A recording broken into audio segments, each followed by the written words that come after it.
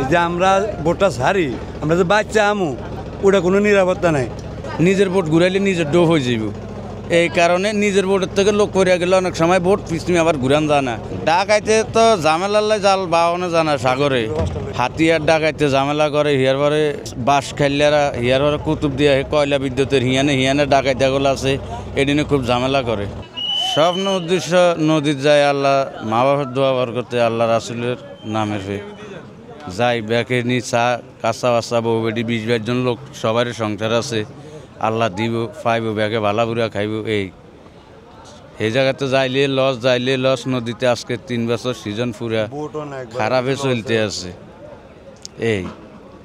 কোনো মাছ বৈশা নাই। যদি সরকার জেলেদের প্রতি কোনো আর্থিক সহযোগিতা করতো, অসহায় গরিব লোকগুলা খুব ভালো হইতো। আচ্ছা, নদীতে মাছ থাকে কত মাস, এই বিষয়টা জানতে চাই। নদীতে মাছ থাকে কয় মাস, আবার 3 মাস মাছ পরে কম। এবছর কি মানে বছরের শুরুতে মানে মাছ ধরার প্রথম সিজনে কি মাছ পড়েছে, নাকি শেষে দিয়ে মাছ পড়া শুরু করেছে? প্রথম থেকে অন পর্যন্ত কমে, তো বাড়তি এমন কোনো মাছ নাই। 8 বছর তো যা পাইতো তো এবার হ্যাঁ নাই। প্রথম যা মানে বাজার খরচ টরচ আনছে, অনকা বাজার খরচ আনন্দ জানা।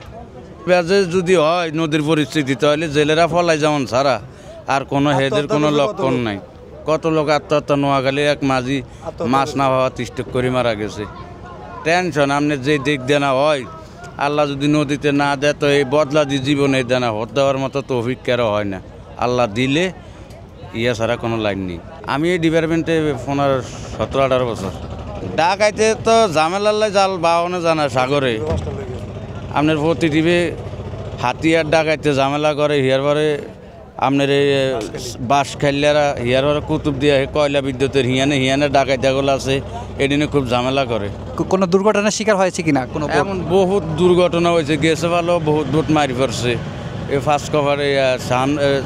ফার্স্ট কভারের একটা বোট হয়েও গেছে ভালো মারি পড়ি, অনেক ক্ষয়ক্ষতি হয়েছে। আপনি কি কোনো বোটের এরকম সম্মুখীন হয়েছেন?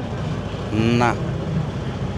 পাশে দেখেছেন এরকম কোনো, আপনার চোখের সামনে এরকম একটা বোট ডুবে যাচ্ছে কিংবা মানুষ বেশি যাচ্ছে? এমন ডুবে যাইতে দেখছি তো, দাসরাওলার ইয়ারদারে দেখছি, দাসরাওলার মাইনের দিনেরটা দেখছি। আঙ্গ ফাঁসের আমরা চালাই যাই, এটা আঙ্গ ফাঁসের থেকে বোট ডুবে গেছে।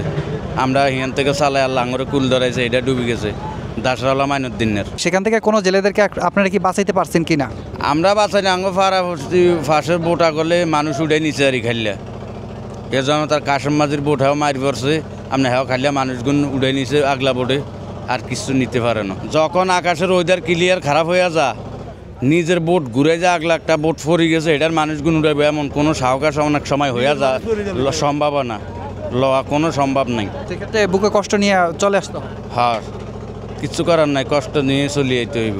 নিজের বোট ঘুরাইলে নিজের ডো হয়ে যাইব, এই কারণে নিজের বোটের থেকে লোক করিয়া গেলে অনেক সময় ভোট পিছনে আবার ঘুরান জানা, ঘুরে ওই লোক লওয়ান জানা।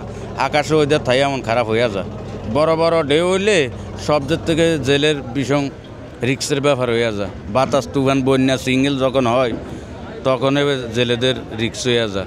বর্তমানে কি প্রত্যেকটা বোটে এখন কি রেডিও কিংবা ওয়্যারলেস সিস্টেম কি এখন আছে? আগের চেয়ে তখন মোটামুটি একটা পরিণত হইতে আছে। আপনাদের বোটে কি ওয়্যারলেস সিস্টেম আছে? আমরা ওকি সিস্টেম আছে কিনা? প্রকৃত সিস্টেম কি মনে করেন, আমরা গাড়ির থেকে শুনে যাই, রে বোর্ডে নাই, গাড়ির থেকে শুনে যাই আজ এতদিন পর ওয়েদার খারাপ হইব, এতদিন পর সিঙ্গেল হইব, বাতাস হইব। অনেক সময় হয়, অনেক সময় হয়ও না, গাড়ির থেকে শুনি যাইলি ইয়া ছাড়া তো আর লাইন নেই বোর্ডে। এই যে আমরা ভোটটা ছাড়ি, আমরা যে বাচ্চা আমু, ওটা কোনো নিরাপত্তা নাই।